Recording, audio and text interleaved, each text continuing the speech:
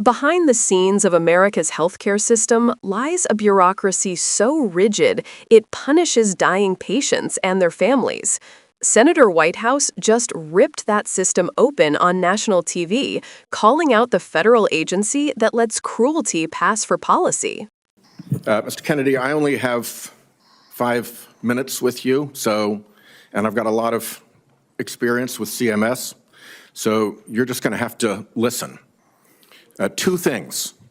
One, if you want to move from advocacy to public responsibility, Americans are going to need to hear a clear and trustworthy recantation of what you have said on vaccinations, including a promise from you never to say vaccines aren't medically safe when they in fact are, and making indisputably clear that you support mandatory vaccinations against diseases where that will keep people safe. You're in that hole pretty deep. We've just had a measles case in Rhode Island, the first since 2013, and frankly, you frighten people. Two, I want to air harms that Rhode Island has experienced from a remorseless, senseless CMS bureaucracy. CMS has for years maintained a reimbursement system that the bureaucracy could never explain, never justify, that persistently pays Rhode Island providers less than neighboring Massachusetts and Connecticut providers, a differential of 23 and 26% in our regional healthcare market. The Pending Ahead program can begin to remedy this, at least for value-based care, and it must. There has to be payment parity in the region. Rhode Island's healthcare system is bleeding out because we aren't paid what neighboring hospitals and doctors are paid, and the one act CMS took on this years ago was to make it worse. The CMS bureaucracy has also attacked one of the best accountable care organizations in the country, Rhode Island's Integra Family Doctors, tried to throw them off the shared savings program because they said Integra years ago briefly fell 137 patients short of the 5,000 patients that ACOs need. CMS wouldn't listen until a court found that to be unjustified, likely illegal, irreparable harm to this high-performing ACO and its patients, and contrary to the public interest. That must stop. Last, CMS has refused to approve waivers granted elsewhere for Rhode Island from rules that are stupid for Medicare patients who are nearing the end of their days. Here's what families see. Granny is home dying. She needs to transfer to a nursing home, and Medicare insists on putting her 3 days and 2 nights in a hospital. Expensive, frightening to Granny and the family, and stupid. Granny's home dying and can't get palliative and curative care together. Inhumane and stupid. Granny's home dying and can't get home care if she can still get out into the yard or be driven to see the shore, to see Narragansett Beach, say, one more time, to recall childhood memories before she dies. Inhumane and stupid. Granny's home dying and the family's exhausted. And the respite care benefit is not to send a nurse or a caregiver, but to stuff Granny in an ambulance and haul her off to a hospital. Some respite. It's all expensive, frightening, inhumane, and stupid. But the insensate CMS bureaucracy takes a court order to be awakened to the harm they cause. I have had enough. CMS should let Rhode Island try humane end-of-life care through CMMI. Let's see if it works at a state. I bet it will save money, serve families better at a very, very delicate time, and perhaps even make a model for better health care everywhere. I've said a lot. My time is out. You're welcome to respond in writing. I ask unanimous consent that the order declaring CMS's actions to constitute irreparable and illegal harm be put into the record. Without objection. Let me just respond very briefly, Senator Whitehouse.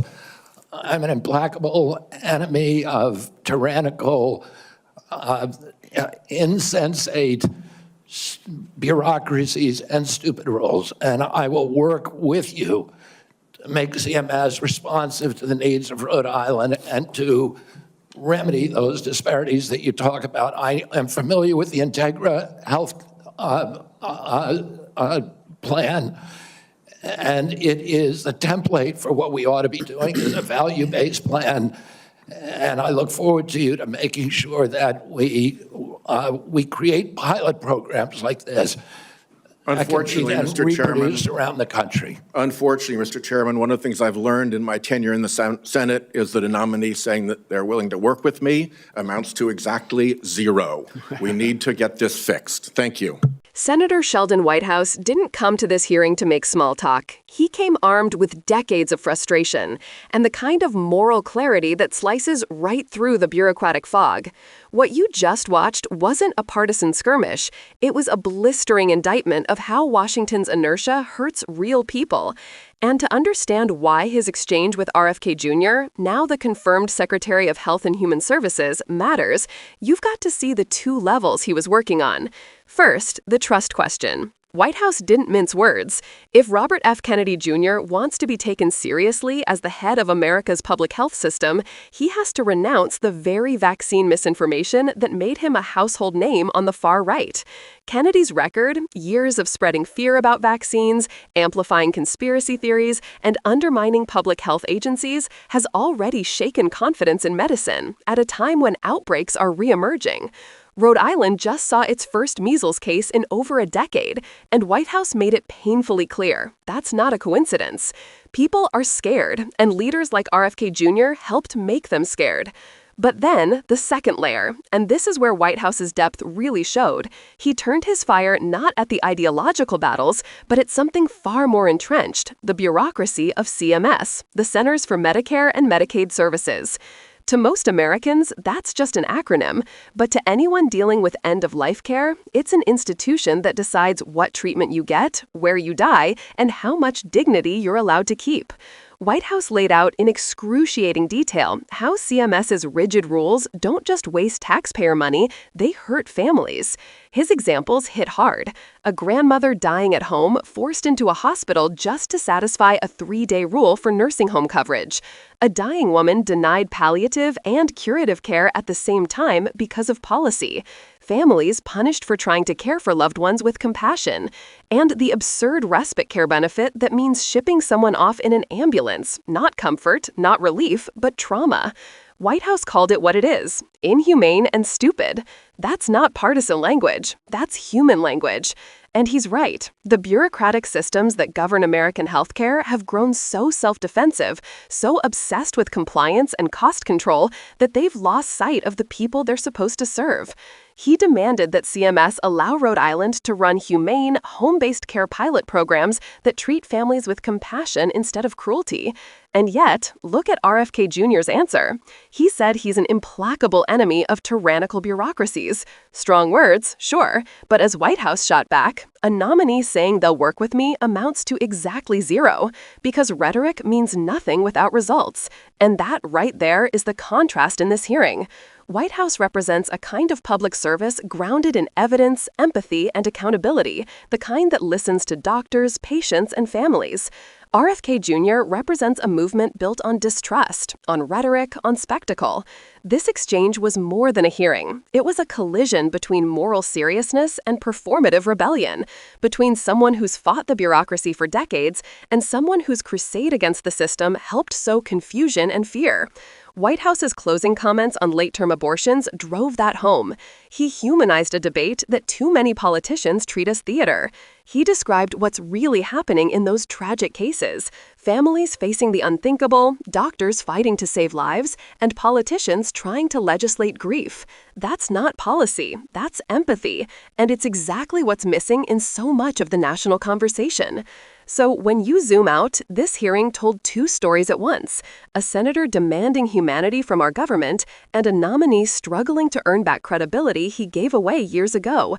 If there's a message in all this, it's simple. Good governance isn't about ideology, it's about empathy. And until Washington starts remembering that, we'll keep getting systems that are, in Whitehouse's words, expensive, frightening, inhumane, and stupid. And for those watching, don't let that just wash over you. Demand better. Because behind every acronym in DC are real people, real families, and real pain. If you appreciate clear-eyed accountability like this, make sure you subscribe and stay tuned.